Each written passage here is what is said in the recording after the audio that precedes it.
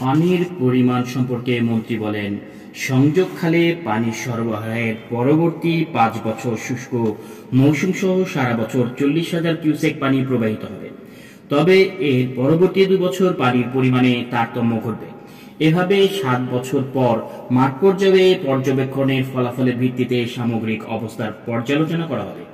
বিবৃতির শেষ পর্যায়ে বাংলাদেশ প্রসঙ্গে মন্ত্রী উল্লেখ করেন, বাংলাদেশের বৈধ স্বার্থ রক্ষিত হবে এবং আমরা এমন কিছু করব না যাতে এই স্বার্থ লঙ্ঘিত হয়। বাংলাদেশের সীমান্ত থেকে 18 কিলোমিটার উজানে ভারতের পশ্চিমবঙ্গ রাজ্যের মুর্শিদাবাদ জেলার জঙ্গিপুর মহকুমার অন্তর্গত রাজমহল ও ভগবানগোলার মাঝামাঝি পশ্চিমবঙ্গ বিহার সীমান্তে ফারাক্কা নামক স্থানে গঙ্গা নদীর উপর এই বাঁধ নির্মিত হয়। 1961 থেকে নির্মাণ কাজ শুরু হয়ে 1975 শেষ হয়। পুরো প্রকল্প শেষ হতে সে সময় $24 বিলিয়ন খরচ হয়। 1975 সালের 21 এপ্রিল এই ব্যারেজ দিয়ে অভিন্ন নদীর জলপ্রবাহ নিয়ন্ত্রণ করা শুরু হয়। যে পদ্মা নদী পূর্ব বাংলাকে সুজলা সফলা শস্য শ্যামলা করেছিল, তার মৃত্যু ঘণ্টা বেজে গেল সেদিন। ফারাক্কা নির্মাণের ফলে পদ্মা নদীর পানি প্রবাহ আশঙ্কাজনকভাবে হ্রাস পায়। হার্ডিস ব্রিজের নিচে 1910 সালে পদ্মার প্রস্থ ছিল 1600 মিটার এবং 1915 সালে গভীরতা ছিল 248 ফুট। বর্তমানে প্রমত্তা পদ্মা আর নেই, পায়ে হেঁটেও পার হওয়া যায়। এর বিরূপ প্রভাব পড়েছে বাংলাদেশের পরিবেশ ও প্রতিবেশীর উপর। গঙ্গার প্রবাহ হ্রাসের কারণে নদীতে অধিক পরিমাণে পলি জমার ফলে এর জল পরিবহন ক্ষমতা কমে গেছে। খুলনা অঞ্চলে লবণাক্ততা বৃদ্ধি পেয়েছে। পদ্মার অববাহিকা কার্যত মরুভূমির রূপ নিয়েছে। নদীর উপর নির্ভর মানুষের জীবন ও জীবিকা ধ্বংস হয়ে গেছে। শুষ্ক মৌসুমে পানির প্রবাহ আরও হ্রাস পাওয়ায় গঙ্গা কপোতাক্ষ সেচ প্রকল্প হুমকির মুখে পড়েছে। পদ্মার পানি দিয়ে এই প্রজেক্টের কৃষিকাজ পরিচালিত হতো। ওই প্রকল্প প্রত্যক্ষ আওতায় 1/21,410 হেক্টর জমির সেচ নির্ভরশীল। প্রজেক্ট এলাকায় গভীর নলকূপ বসিয়ে কোনো রকমে কৃষি কার্যক্রম চালু আছে। তাতে করে ভূগর্ভের পানির স্তর অনেক গভীরে চলে যাচ্ছে, ফলে দিন দিন গভীর নলকূপে পানি উত্তোলনের হার কমে যাচ্ছে। এই অঞ্চলের জীববৈচিত্র্য নষ্ট হয়ে গেছে। উপকূলীয় লবণাক্ততা বেড়ে যাওয়ায় সমস্ত মিঠা পানির মাছ বিলুপ্ত হয়ে যাচ্ছে। আগে পদ্মা নদীতে প্রচুর ইলিশ মাছ পাওয়া যেত, আজ আর সেই প্রাচুর্য নেই। বাংলাদেশের পরিবেশ, প্রতিবেশ, জীবন বৈচিত্র্যের সাথে জড়িয়ে আছে নদী। নদীর সাথে বাংলাদেশের নিবিড় সম্পর্ক। সে নদী হারিয়ে যাচ্ছে। বিস্তীর্ণ জনপদে এখন পানির জন্য হাহাকার। বাংলাদেশের মানচিত্র থেকে বহু নদী হারিয়ে যাওয়ার মূল কারণ ফারাক্কা সহ গঙ্গা ও পদ্মার উজানে প্রায় 100টি নদীতে বাদ দিয়ে ভারত কর্তৃক পানি প্রত্যাহার করার পরিবেশ বিধ্বংস প্রকল্প।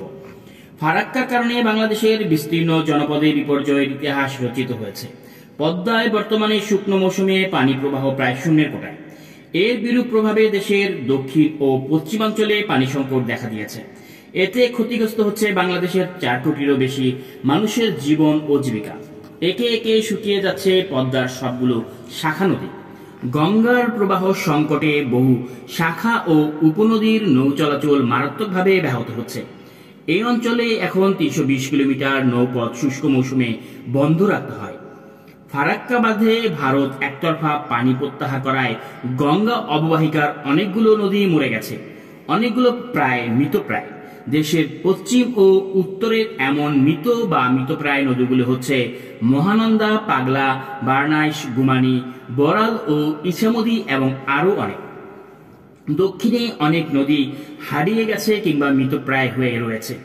এই নদীগুলো হচ্ছে মাথাভাঙা, গড়াই, ভৈরব, বেতনা, কোবাদা, কোদালিয়া, মধুমিতি, নবগঙ্গা, চিত্রা, কচুয়া, কুমার, আরিয়ালখা, বলেশ্বর, কচা, পালং, তরাকি, রূপসা, বিষকালী, ভদ্রা, শিবসা, চন্দনা, বেগবতী, লোহালিয়া, তেতুলিয়া, ভোলা, খোলপেটুয়া, ইছামতি, কালিন্দী, ধানসিঁড়ি, পশুর, শাহবাজপুর ও রায়মঙ্গল।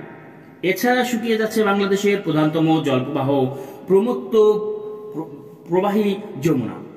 শুকনো মৌসুমে তাতে শত শত চর জেগে ওঠে। নৌ চলাচলের পথ হয়ে পড়ে সীমিত কিংবা বন্ধ।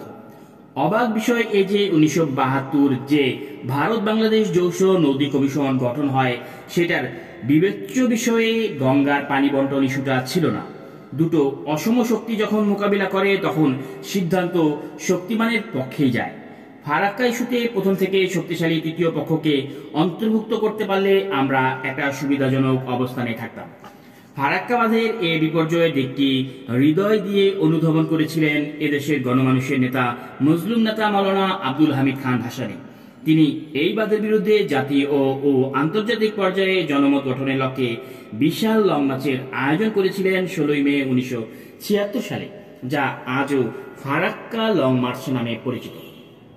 অবাক বিষয় এই যে ফারাক্কা সংক্রান্ত আন্তর্জাতিক পর্যায়ে অভিযোগ বাংলাদেশ প্রথম জাতিসংঘ দাখিল করে 75-এর 15 আগস্ট রাজনৈতিক পট পরিক্রমের পর 1976-এর জানুয়ারিতে। ততদিনই অনেক ক্ষতি চূড়ান্ত রূপ এবং চূড়ান্ত নেওয়ার পথে এগিয়ে গেছে।